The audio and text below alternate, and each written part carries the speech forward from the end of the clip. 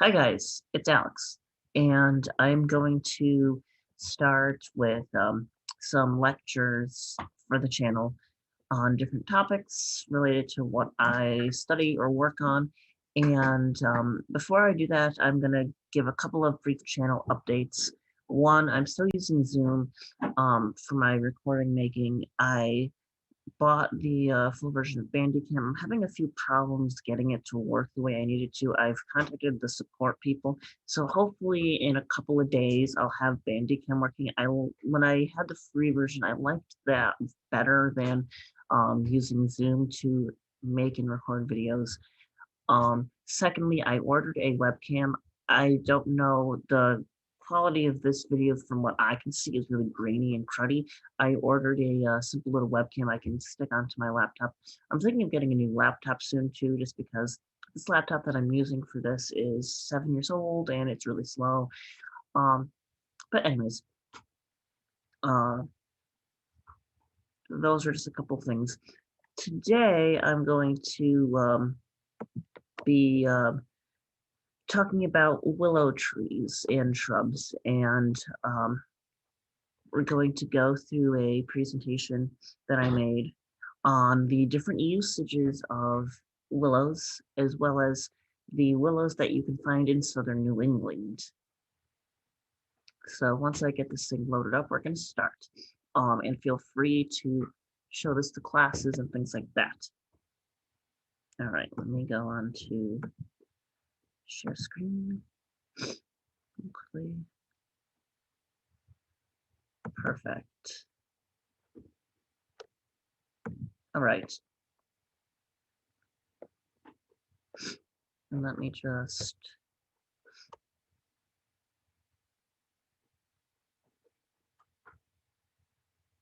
perfect. Now, as we load this,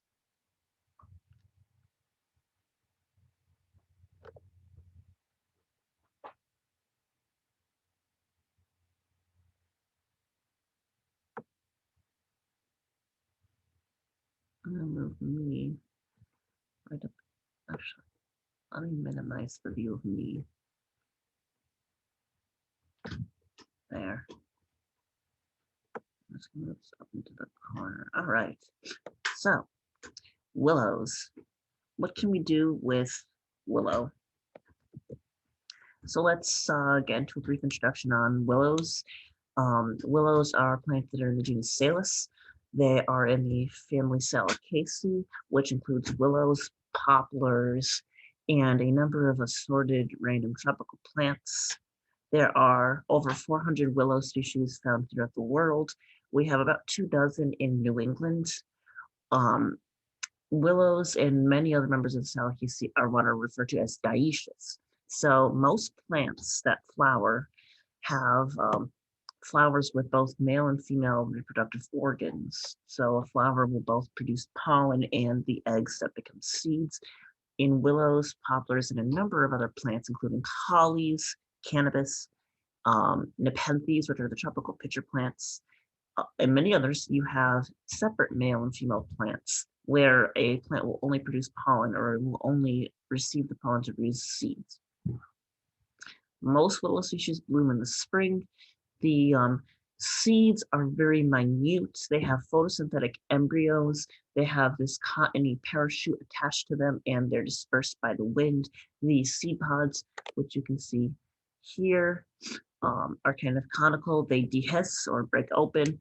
The seeds are moved about, and the seeds have just a few days, 3, maybe 4 days to land in a suitable spot and germinate.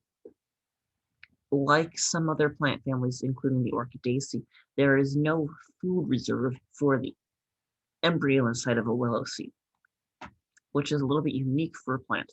Unlike orchids, however, willows make a complete embryo in the seed that has the ability to photosynthesize, so it can kind of produce its own foods to fuel its germination process. We're going to do a separate lecture on orchid germination, and you're going to learn about how orchids grow from seeds. Willows, the seed has to land somewhere. Willows generally like it really wet. Some species can only grow in wetlands or out of the water, but willows like really moist soil, and when the seed lands, it immediately imbibes and begins its germination process.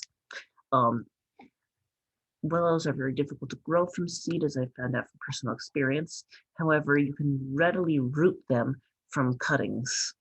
Um, Generally speaking, you want to take cuttings in late winter and stick them immediately in soil. You can also root certain species in water. I find with certain willow species, if you root them in water and then you plant them in soil, the plant dies. So it's best just to root them in soil. So one of the first uses of willow is lumber industry and other wood products. Um, Now, the related poplars are actually grown for sustainable paper product because they grow pretty quickly and they are relatively trouble-free. But you can also mine paper or mill paper from willows. You can make wood furniture and other paper and wood products from willows, especially the species that become trees like the black willow and the white willow and several others. Um, Willow wood is used extensively in basketry because when it's fresh, many species are incredibly flexible, easily woven into these baskets. There are certain species that are particularly ideal for making baskets out of, and there are people who grow willow specifically to sell the wooden rods for this purpose. I've never made baskets, I've never done basketry, but it is an interesting thing. You can make live fences out of willows. You take a long cutting and you stick it, and you can make it root and grow into a live fence. You can make different structures. You can make a large privacy hedge or line here. People use it to protect their property from snow and wind and other things like that. Very versatile here. Biofuel. So sustainable fuel production and the usage of new materials for fueling machinery is a big thing. Rather than digging up fossil fuels, people have taken to growing things like algae and yeasts and other things to ferment. And one of those is the pulp of willow wood. And SUNY ESF is actually undertaking a huge project to grow different shrub willow species that they can grind up and ferment to make ethanol, which is powering a number of different engines and other machinery. Um, so if you want to learn more, you can look up Willow Biofuel with SUNY ESF, and there's a lot of information there on what they're doing and why they're doing it. And it's really comes down to sustainability. How difficult is it to keep digging up fossil fuels, and how damaging to the environment is it to burn the fossil fuels compared to burning this stuff? If you produce ethanol and use that as fuel, I believe ethanol burns completely, so you don't release methane into the air, you just release CO2, which isn't the best, but plants can reabsorb it. Soil detoxification. So a lot of plants, especially tree species, are used for a number of different environmental remediation efforts, such as pulling carbon back out of the air and detoxifying polluted soils, soils that are near waste treatment plants and power plants and mines and oil refineries and things like that. Willow and privet are extensively used, as well as a salt-resistant tomato species. And what the people do is they plant the tree or the shrub, and the plant grows in the polluted soil. And as it grows, it pulls the stuff out of the soil, making the soil less toxic for living around. Cannabis is actually used for this as well because cannabis is really good at pulling toxins out of the soil.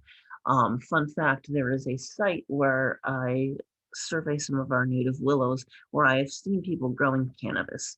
I'm not going to talk too much about that just because this is a channel for educators and kids will probably be watching this, but my concern was this was a railroad where they were dumping all sorts of salts and toxic chemicals near it, and the cannabis was almost certainly pulling up the nasty compounds that were being dumped in that soil. And if somebody were to actually harvest and smoke that, they might get very sick. Willow is really good at growing in very nutrient poor soil. Um, they don't need a lot of organic material in the soil to grow properly. And as long as you wet that polluted soil, you can take cuttings of willows and jam them into that soil, and you can very easily pull up the toxins and then pull out those willows and discard them appropriately. They do that with privet as well, although privet's invasive, and it's a little bit harder to control its reproduction of. And willow harbors a number of fungi and bacteria that are key players in the detoxification of a lot of pollutants. So that's the appeal of willow for that purpose.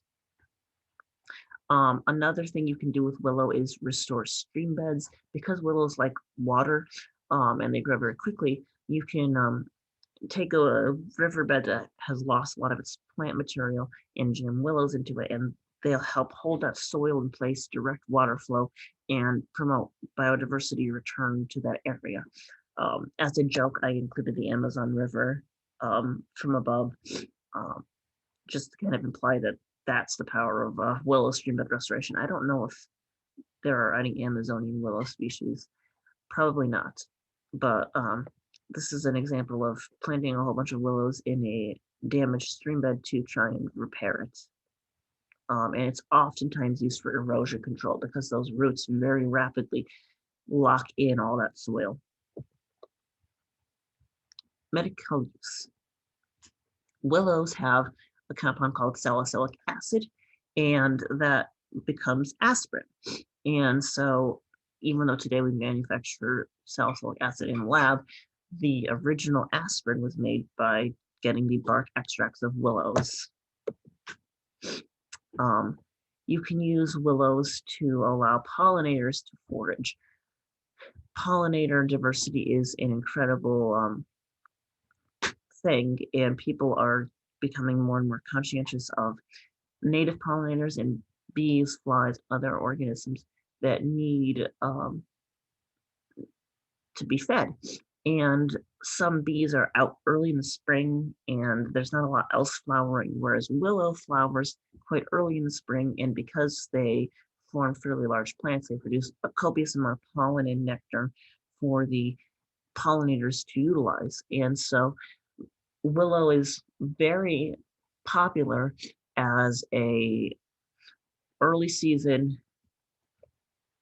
food for pollinators to utilize. There are actually several andrenin-collated bees native to the United States. I think there are about 3 in our area, New England, Rhode Island, and Connecticut specifically, that are willow specialists. And these bees are only active for a few months out of the year. The females emerge and mate, and then they make solitary nests. Some of them burrow in the ground, and some of them find hollowed out twigs and logs. They collect the willow pollen and make a big loaf out of it. They lay an egg on it, and they use wax to seal off that loaf. And then they repeat that process a few times. And then that larva hatches and feeds on that loaf of willow pollen. And, usually it's only willow pollen for that larva to feed on. And then the larva pupates, and it doesn't emerge until the following year. Or it might pupate in the following spring after finishing feeding. Bees are quite interesting in their development because the larvae don't go to the bathroom until they're about to pupate. It's really interesting. So we're going to shift gears now. We're going to talk about our New England native willow species and how to kind of find and identify them. We have 22 species in New England. We're not going to talk about the 8 that are only in Maine, New Hampshire, and Vermont. These are species that are not particularly useful for my discussion just because I've never encountered them. We have a number of invasive willow species found in New England as well. I'm not going to cover those here just because I'm really focused on the natives. The native species are useful because they have a wider spread of flowering times, which is good for pollinator forage use, and they promote the diversity of native lepidopterans, particularly the viceroy butterfly, which prefers to oviposit on the native species. Now, willows are a tricky group. They vary quite a bit in their growth habits and their features, and so it can be difficult to narrow down what species of willow you're looking at. The environment the willow is growing out of and the time of the year are going to influence a number of features of them, and so you can't simply look at one feature of most willows and know what species you're looking at. You have to look at its habitat that it's growing in. There are some species that will only grow in wetlands, so if you're not in a wetland, you can rule it out. Furthermore, if you have that species growing somewhere, you know that area is a wetland. The growth form is important. The texture of the wood and the bark are also very important.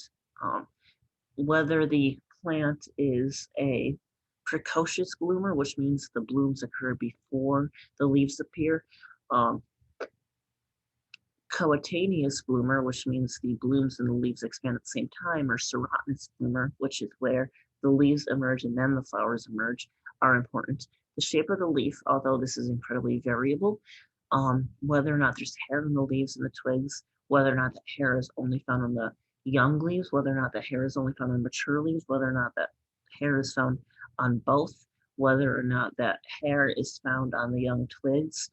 Um, the stipules, which are little leaf bits at the base of the leaves that kind of wrap around the petiole. Some species don't have them. Some species only have them on the newer leaves that appear early in the season. Some species have stipules only on the later leaves or only for the emergence of the leaf. The branchlets, which are small extensions off of the main branches, little twigs, whether or not they snap off when you bend them is an important trait used in identifying species, as well as the way the buds and the twigs look during the wintertime. So you might have to watch the plant throughout a growing season to get a solid ID. You can use the flowers for keying out to species, although the dichotomous key to the flowers, which you can find on gobotany.com or gobotany.org. Well, it's GoBotany. You can go onto GoBotany and find the key to the flowers. You oftentimes have to look at other features to narrow it down. And we're going to get into that when we see some of the species that we're going to talk about today. Sometimes there's hybridization, and that's going to complicate identification. We're not going to worry too much about hybridization, but it does happen, so keep that in mind. And again, we're only looking at the southern New England states. So let's start. I did it in alphabetical order.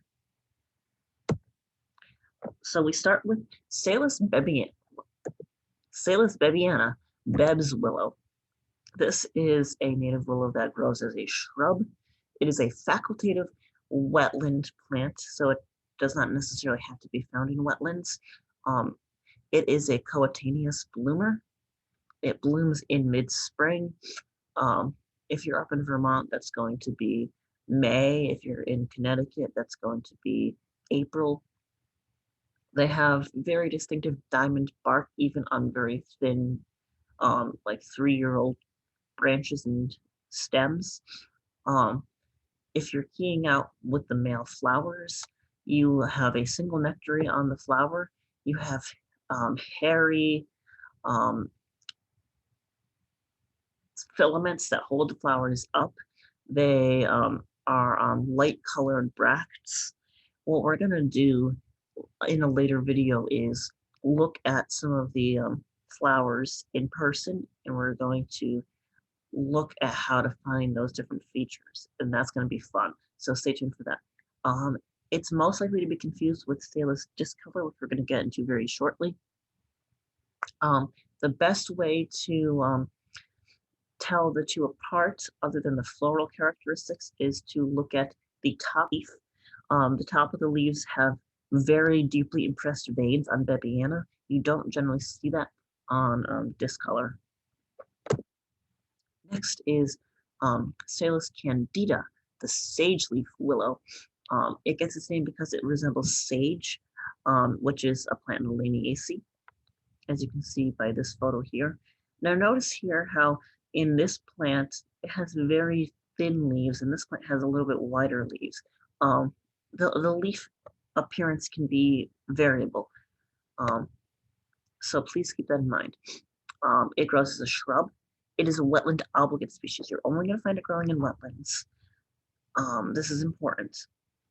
It's a coetaneous bloomer. It blooms in early spring, and there are very distinct silvery hairs all over its stems and the bottom edges of its leaves. The male flowers have a single nectary. They are on a hairless filament that has a light-colored bract. They are most likely to be confused with Salus sericea, Salus aerocephala, and Salus exigua. Like Bebiana, I have not encountered this willow out in the field. Next is Salus discolor, the pussy willow. It is our native pussy willow. Much better to plant than the invasive gray willow or goat willow, which are invasive to our area. I'm not going to talk about them too much, but the appeal of these three species is the precocious blooms of large fluffy catkins that you can find. This is a shrub. It is a precocious bloomer. It's a facultative wetland species. It blooms in the early spring. The floral buds have a very distinctive, almost pitch black color to them, which you don't see in Bebiana. They have red and silver hairs on the lower edge of the leaves that you don't see in Bebiana. The veins are most visible on the bottom edge.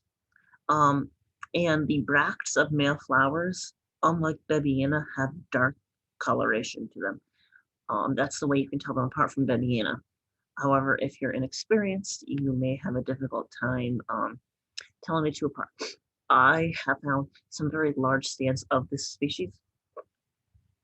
In a later video, I'm going to talk about the availability of this for people who want to use them in their educational endeavors.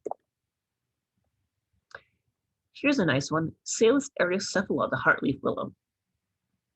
The leaves can be roughly heart-shaped. At the base, you can see it kind of has these curves to them. It's a shrub. It's a facultative wetland indicator species, coetaneous bloomer that blooms in mid-spring. Key features for this, very important things. The male flowers, of course, have a single nectary. The filament is hairless. The bract is dark. The bract has wavy hairs, which sets it apart from some other species that have straight hairs on the bracts. The pubescence or hairs on the twigs is only present in the current year's growth, and they fall off during the fall with the leaves. They're most likely to be confused with Salus sericea, Salus lucida, and Salus candida. I have not encountered that species in the field. We have the sandbar willow, Salus exigua. This grows as a shrub as well. Even though it's a facultative wetland species, it is generally only found near major rivers. It's a serotinous bloomer, which means the flowers appear after the leaves have expanded. They bloom in late spring. It's one of our last native willows to bloom. The leaves are incredibly narrow. The petioles lack glands, and I'll illustrate that with some real willows in the spring. The male flowers have two nectaries. The male flowers have two stamens, which are the stalks that hold the pollen, and the bracts for the flowers are a light color. These are important for keying this plant out. They're most likely to be confused with Candida nigra and Sericea. I have not encountered this species either. One of my favorite native willows, well, my third favorite native willow is Salus humilis, the prairie willow. Interesting thing about this species, I have a female specimen right now, and when she was younger, I found a dozen viceroy caterpillars on her, and I removed them and reared them on other willows because she was fairly small and they were like obliterating her. But I was surprised because I had wetland willow species growing next to her in a kiddie pool, and the viceroys decided to put their eggs on the mostly non-wetland species willow. The two prairie willow species we have aren't generally found in wetlands, but they can be, but they're usually not, and they're the most drought tolerant of our native willows. Um, it's a precocious bloomer that blooms in early spring. It's a small shrub. The leaves are very tough and rounded. They look a lot like the leaves of the invasive gray willow. The male flowers have a single nectary. The filaments are hairy. The bracts are pale. And the flowers are identical to the other prairie willow, which we're going to talk about later. But the plant's growth form and the leaf shape is way different. The leaves are similar in appearance to Salix babyana. And so just be aware of that. We have Salix lucida, shining willow. This is a really cool looking native willow. The leaves look very much like cherry leaves, so it's a little bit difficult to tell if you're dealing with a willow. It looks like there are stipules on the leaves, which will obviously set it apart from cherry because cherry never has stipules at the base of the leaves. It's a facultative wetland species. It's a shrub. They are coetaneous bloomers that bloom in late spring, another late blooming willow species. The leaves have a very glossy, shiny appearance, especially at the top. The male flowers have two nectaries.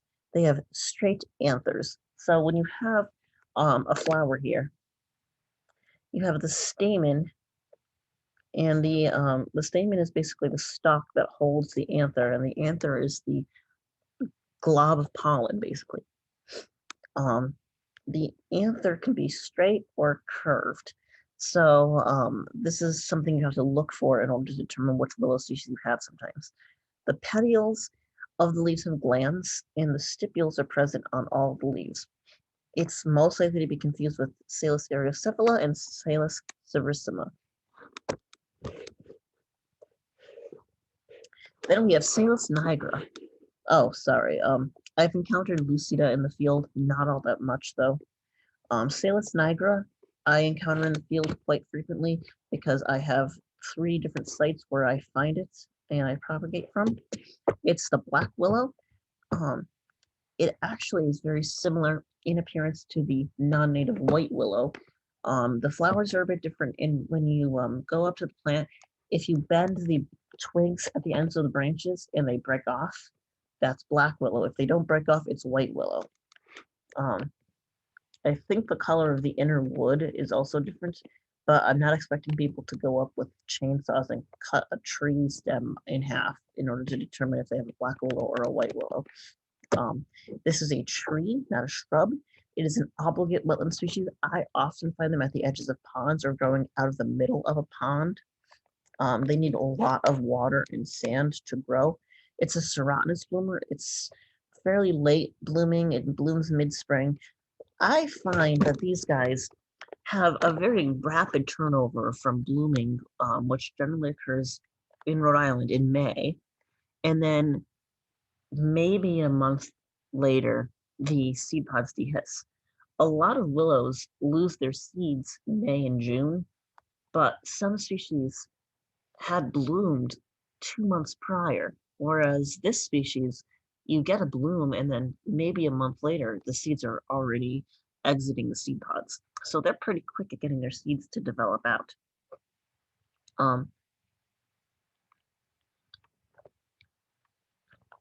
Another identifying characteristic of black willow is that the top and bottom edges of the leaves are the same color. They don't have really any kind of pubescence or hairs on the leaves, although sometimes the young leaves have a little bit of protective hair that falls off really quickly. The male flowers have 2 nectaries, 3 or more stamens, and the anthers are curved. The leaf shape is similar enough to Exigua petiolaris and Sericea that you might confuse them.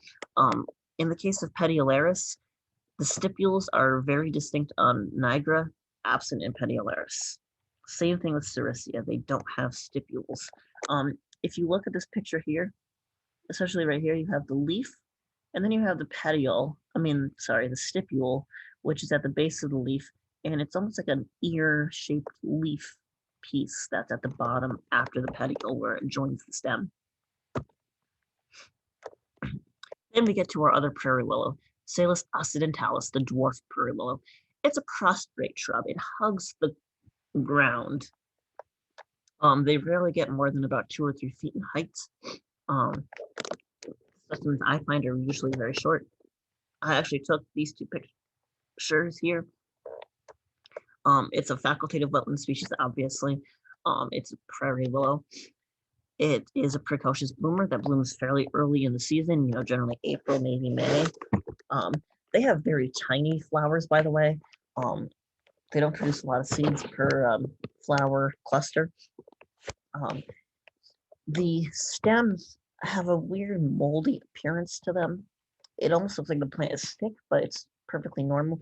There's a lot of pubescence on the stems. You generally find these guys in spreading clumps. The flowers are identical in appearance to Salix humilis, and this species is actually sometimes considered a subspecies of Salix humilis for this reason. The leaves are a lot narrower, and there are dense white hairs on the bottoms of these soft leaves that aren't present in humilis.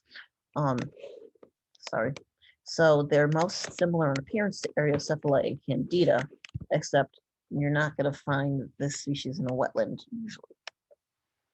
Although there is a site that I go to for this species where it's really wet at the bottom of the site, and at the top of the site it's really dry, and I find the species in both spots. So they can tolerate wetness because it's a willow, but they don't need a lot of water in order to grow. Then we get to a really nice looking species known as Salix pedicularis, the bog willow. This grows as a shrub. It is an obligate wetland species. I would hope that if it's called a bog willow, it's obligate. Serotinous bloomer that blooms in late spring, and the male flowers have 1 nectary on a hairless filament. The bract is a dark color. The later leaves might have stipules, but they're never found on the early season leaves. I have not encountered this species, but I am planning on obtaining it to grow it. Mostly because it's a fairly small plant that I can utilize for viceroys. And that's Riley barking. My favorite native willow, Salix petiolaris, the meadow willow. I just think they look really cool. It's a shrub, facultative wetland species. They're oftentimes found in wetlands, but they don't have to be in a wetland. It's a coetaneous bloomer that blooms fairly early in the season, even though it's not precocious. The male flowers have a single nectary that are borne on a hairy filament with dark bracts. Branchlets do not snap at their bases. The expanding leaves have reddish hairs that fall, and they don't have stipules. Now, this is important. Salix sericea is almost identical in appearance to Salix petiolaris, except Salix sericea has brittle branchlets that break off if you bend them, and they don't have the reddish hairs that you see on the young petiolaris leaves. The leaf shape is very similar to Nigra, but remember Nigra always has the stipules. Notice how at the base of this leaf there are no stipules. And Eriocephala has a similar looking leaf, but the petiole on petiolaris is much, much longer. And then we get to Salix sericea, a species I've encountered in the field plenty of times. It's a shrub. It's an obligate wetland species, so if you find it, you're definitely in a wetland. It's a coetaneous bloomer that blooms in the early spring. The flowers are identical to that of petiolaris. However, the winter twigs have a weird moldy appearance to them. And you don't have that reddish hair, and you have brittle branches on this species. Most likely to be confused with petiolaris, but they also kind of look like Nigra, Candida, and Eriocephala. Here's a nice one, Salix serissima, the autumn willow. I've encountered this species in the field before. It's a shrub that's an obligate wetland species. It's a serotinous bloomer. It's our latest blooming native willow. It doesn't bloom in the autumn. We're going to get into this in a minute, but it blooms in the late spring, generally May, maybe even June. The male flowers have 2 nectaries, 3 or more stamens, anthers are straight, and the bracts are hairy. There are no stipules or hairs on any of the leaves. It looks a lot like Salix lucida. Um, Now, Salix serissima is a bit weird because they bloom in the spring, but the seed pods don't dehisce until September or October. The seeds actually sit in wet soil and don't germinate until the spring. They have one of the longest lifespans of any willow seed. Most willow seeds die fairly quickly after they fall out of the plant if they don't land in a suitable spot. But this species, the seeds last for months before they germinate. Let's see, I think that was the last of them. Yes. So let's see, we're gonna go back to me.